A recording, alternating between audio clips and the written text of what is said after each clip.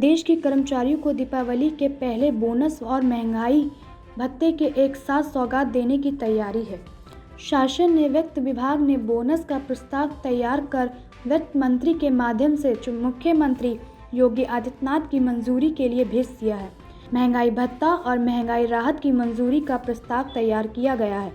अक्टूबर के वेतन के 7 नवंबर में किया जा सकता है। सूत्रों के साथ बताया कि वित्त विभाग ने अराजपत्रिका कर्मचारियों को 1 महीने का तात्कालिक बोनस देने का प्रस्ताव तैयार किया है। पूर्व की राहत बोनस का 25% हिस्सा नकद और 75% जीपीएफ में भेजने का प्रस्ताव है। तात्कालिक बोनस को अधिकतम सीमा 7,000 रुपये प्रस्तावित है। 30 दिन का बोनस 6,908 रुपये मिल सकता है। यदि कर्मचारियों को 25% ही नकद भुगतान किया गया तो बोनस के 6,908 रुपये में से 1,727 ही रुपये आएंगे। ग्रेड पे 4,800 रुपये तक के 12 लाख से अधिक अराजपत्रित कर्मचारियों को इसका लाभ मिलेगा। मुख्यमंत्री की सहमति मिलने पर बोनस का भुगतान अक्टूबर के वेतन के 7 नवंबर में किया जा सकता है। इसी तरह केंद्र सरकार की तरह प्रदेश के कर्मचारियों को 1 जुलाई से 3% बड़ा महंगाई भत्ता और पेंशनरों को महंगाई राहत भुगतान की तैयारी है। कर्मचारियों और पेंशनर वर्तमान में 28% महंगाई भत्ता और महंगाई राहत पा रहे हैं। 3% वृद्धि के बाद यह बढ़कर 31% हो जाएगा। सूत्रों ने बताया कि प्रदेश के 28 लाख कर्मचारियों और पेंशनरों को बढ़ाया और डीआर अक्टूबर के वेतन के 7 नवंबर में देना प्रस्ताव है। जुलाई से सितंबर तक डीए कर्मचारियों के जीपीएफ में भेजा जा सकता है। इससे संबंधित प्रस्ताव भी तैयार किए जा रहे हैं। यूपी समेत 5 चुनावी राज्यों में भाजपा पहली बार मुसलमानों मतदाताओं को साधने के लिए अपनी टीम मैदान में उतरेगी। इसका ब्लूप्रिंट तैयार हो गया है। पार्टी इसके लिए बड़ा अभियान शुरू करने के बजाय केंद्रीय योजनाओं के लाभार्थियों से सीधा और व्यक्तिगत संपर्क साधेगी। प्रयोग के तौर पर पार्टी उन बूथों पर ध्यान केंद्रित करेगी जहां मुस्लिम मतदाताओं की संख्या 70% से अधिक है और पसमानदा मुसलमानों की तादाद ज़्यादा है।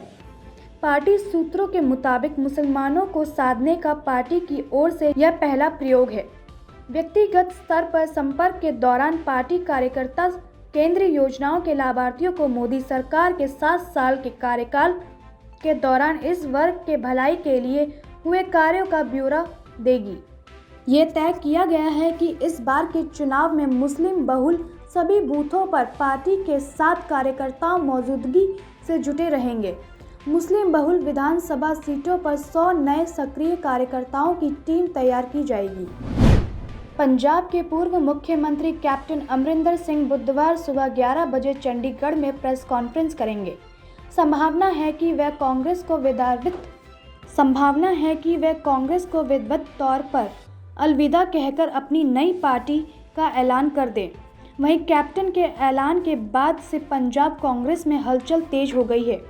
इसके अलावा कैप्टन बीजेपी से गठजोड़, बीएसएफ के अधिकारी क्षेत्र में बढ़ोतरी और आरूसा आलमा के आईएसआई में रिश्ते को पार भी अपनी राय रखेंगे।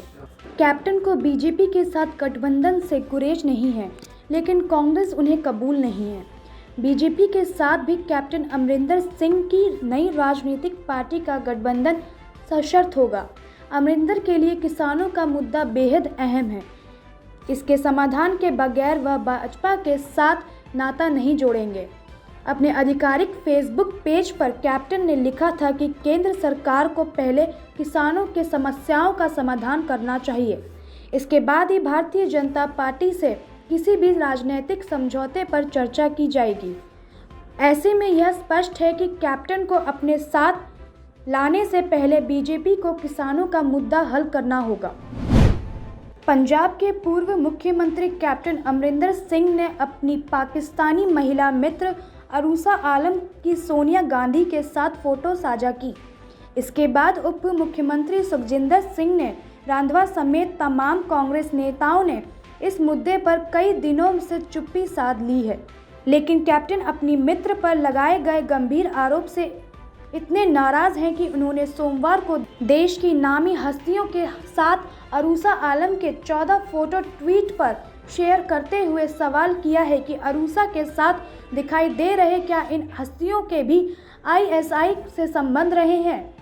कैप्टन ने अरूसा के बचाव करते हुए अपनी विरोधियों पर खुलकर हमला किया। उन्होंने जिन 14 हस्तियों के साथ अरूसा के फोटो शेयर किए हैं उनमें से कांग्रेस अध्यक्ष सोनिया गांधी, यूपी के पूर्व मुख्यमंत्री मुलायम सिंह यादव, पूर्व सपा नेता अमर सिंह, पूर्व विदेश मंत्री सुषमा स्वराज, पूर्व वित्त मंत्री यशवंत सिन्हा, पूर्व कानून मंत्री अश्विनी कुमार, अभिनेता शत्रुघ्न सिन्हा, बॉलीवुड स्टार दिलीप कुमार, फिल्म निर्माता निर्देशक महेश भट्ट, भारत के पूर्व कमांडर जनरल अरोड़ा, पाकिस्तान में भारतीय उच्चायुक्त रहे JN दीक्षित, पाकिस्तान में भारतीय उच्चायुक्त रहे शिव शंकर मेनन, पंजाब के पूर्व राज्यपाल जनरल रॉड्रिगेज, भारत के विदेश सचिव रहे श्याम शरण शामिल हैं।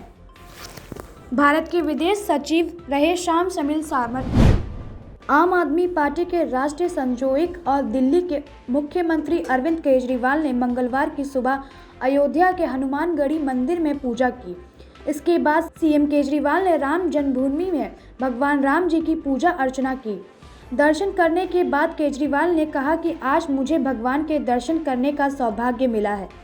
मैं चाहता हूं कि यह सौभाग्य हर भारतवासी को प्राप्त हो।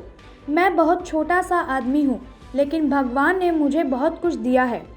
मेरे पास जो क्षमता है और साधना है उनका मैं यहाँ ज़्यादा से ज़्यादा लोगों को दर्शन कराने में इस्तेमाल करूँगा।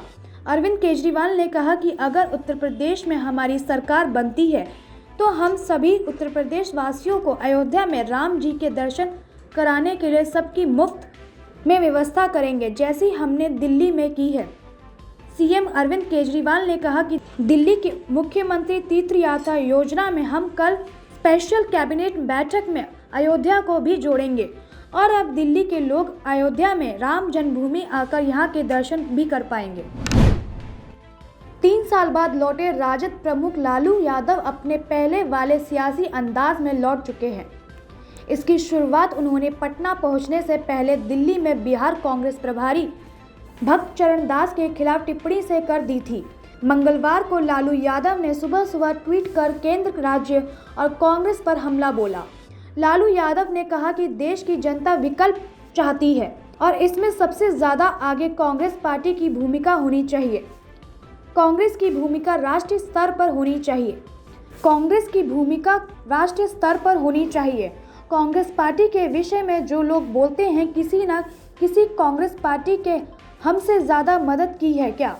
राजद मुखिया लालू यादव ने महंगाई और पेट्रोल, उन्होंने कहा डीजल की बढ़ती कीमतों को लेकर केंद्र सरकार पर जमकर निशाना साधा है कि देश में अब घी से महंगा तेल बिकेगा। राजद प्रमुख लालू यादव के बाद एक ट्वीट कर एनडीए सरकार पर निशाना साधा। लालू यादव ने दूसरे ट्वीट में लिखा, नीतीश कुमार का गुणगान किया जा रहा है।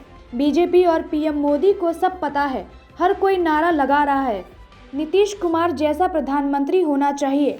उन्होंने पीएम मेट्रोरियल बताया जा रहा है, यही की अहंकार और लालच है।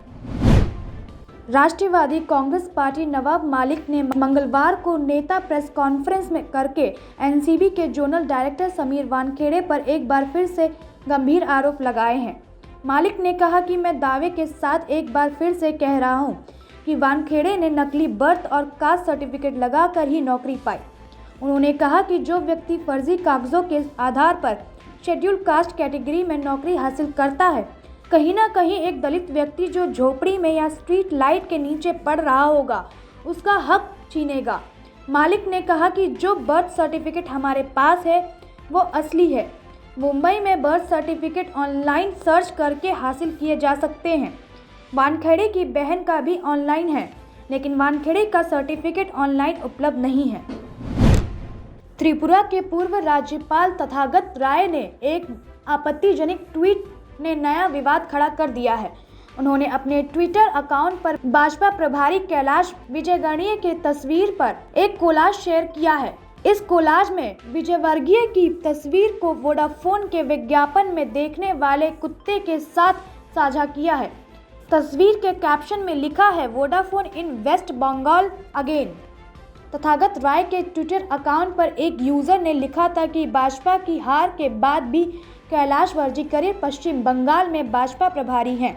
इस ट्वीट का जवाब देते हुए उन्होंने यह आपत्तिजनक तस्वीरें अपने सोशल मीडिया अकाउंट पर साझा की। सोशल मीडिया यूजर ने लिखा था कि बंगाल में हार के बाद भी कैलाश विजयकरण का नाम अभी तक किसी ने नहीं लिया है। शायद पार्टी के शीर्ष नेता उन्हें बचा रहे हैं, इसी कारण वह अभी भी बंगाल भाजपा प्रभारी बने हुए हैं। कोलकाता में क्या हो रहा है, इससे भाजपा अनजान है।